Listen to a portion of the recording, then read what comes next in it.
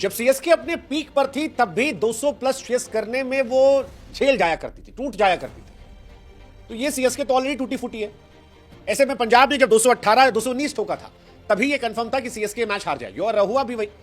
धोनी साहब ने जोर लगाया लेकिन वो जोर काफी नहीं था, क्योंकि पंजाब का टारगेट बड़ा था और सीएसके की हिस्ट्री जो है वो काफी खराब थी। सीएसके ने हिस्ट्री में केवल 3 बार 200 प्लस चेस किया। पहली बार साल 2012 में आरसीबी के सामने, 2018 में केकेआर के सामने और फिर 2018 में ही आरसीबी के सामने। लेकिन उसके बाद कभी चेस हुआ ही नहीं, और ऐसे में उम्मीद लगाना नाकाफी था। वैसे सीएसके से उम्मीद का आलम ये समझ लीजिए कि 43 साल के धोनी से आज भी हमें उम्मीद लगानी पड़ रही है, और ये बताता है कि सीएसके की हालत कितनी खराब है, ऑक्शन में कितने खराब खिलाड़ी उन्होंने लिए हैं और किस तरह से फिलहाल वो एक कमजोर टीम बन गए। सीएसके अपने घर में जीता करती थी क्योंकि कॉनवे या बाकी जो खिलाड़ी हैं वो स्ट्राइक रेट की जगह पर रन बनाने के काम आते थे, और यही इस मैच में भी था। 43 साल के धोनी साहब ने पूरा जोर लगाया।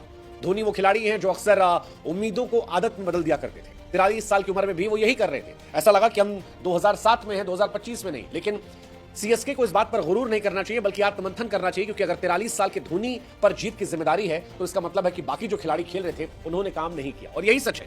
सचिन रविंद्र को शुरुआत मिली लेकिन बैट फेंक के चले गए। ऋतुराज गायकवाड़, भगवान जाने चेस करने में वो इतने फ्लॉप प्लेयर क्यों हैं।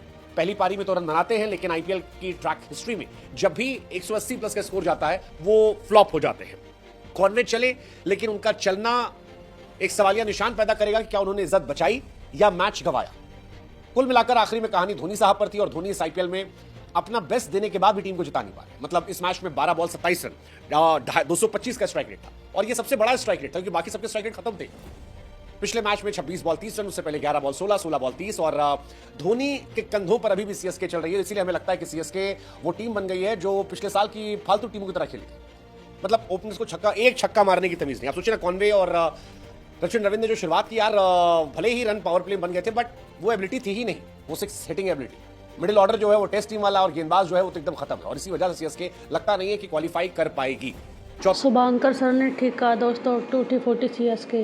ये किस जमाने की सीएसके है। ये लग रहा है कि इनमें कोई एबिलिटी है क्वालिफाई करने की, आईपीएल जीतने की।